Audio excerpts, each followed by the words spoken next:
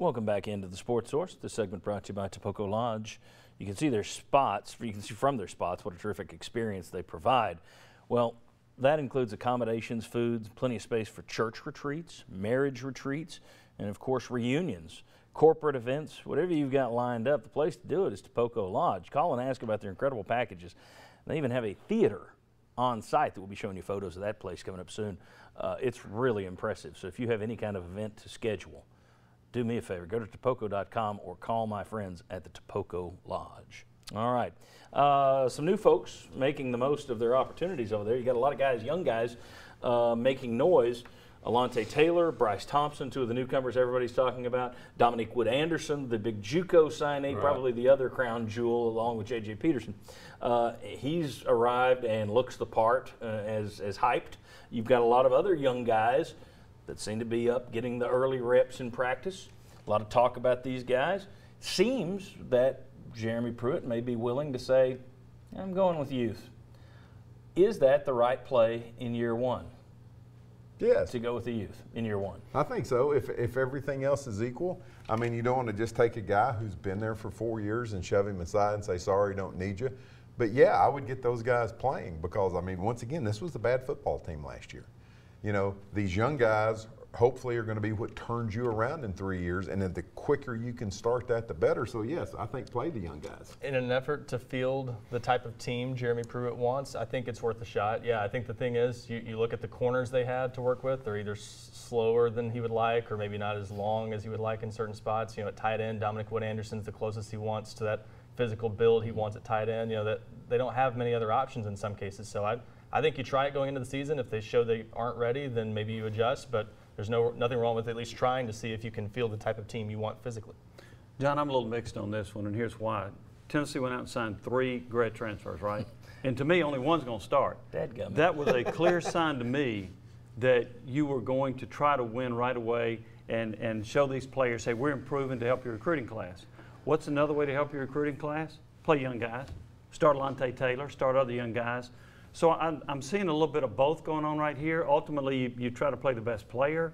I have no trouble going with the youth movement, but if you do that, I do think you run the risk of maybe costing you a game or two.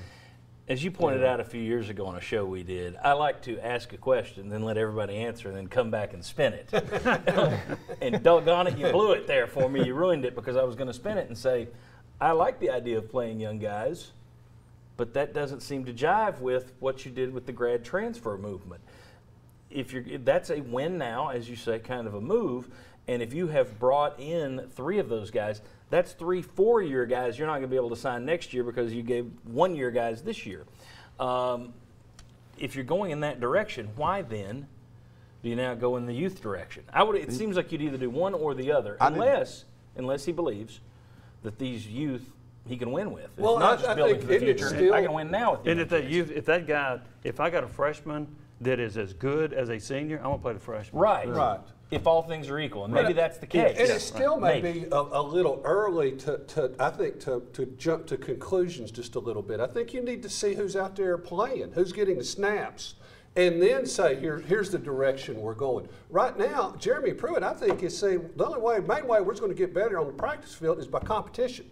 Yeah. And if there's no entitlement for a player necessarily that went 0-8 in the SEC. Well, first of all, it's August and none of us can watch much of practice, so we have to jump to conclusions. Exactly. This show's all about jumping to conclusions. Everyone's jumping to conclusions. Matter of fact, you about named it the conclusion jumpers. The conclusion source, yeah. The conclusion jumpers. But here's the thing.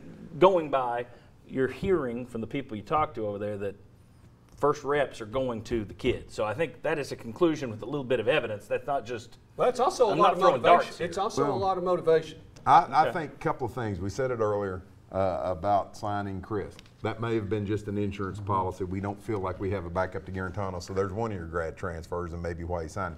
The other one's got more than 1 year. You know, Kennedy does. So Kennedy, Monterey London, the running back, right? doesn't. But Kennedy's got more than 1 year, so I think you can justify that a little bit. So maybe I didn't like signing the other 2 personally. I don't like the grad transfer thing unless you're a top team and this makes you really competitive.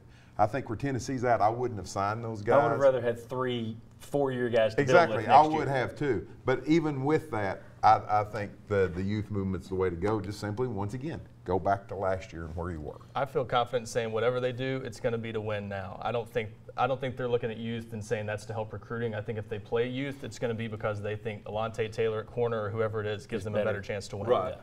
And wasn't the big criticism of the previous staff, or one of them, was the lack of player development?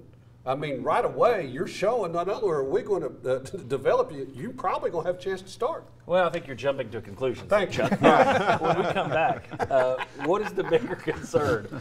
A slow start for the receivers, or is it still the kicking game? You got to find and lock down a punter and a place kicker. What's the bigger concern? We still got a lot more to come. Some stuff on Phillip Fulmer, stuff on Lane Kiffin, and some stuff Phillip Fulmer said about Holly Warlick and giving her an extension. And does that tell us anything about his outlook as an athletic director? See, lots to come. Come on back on the Sports Source.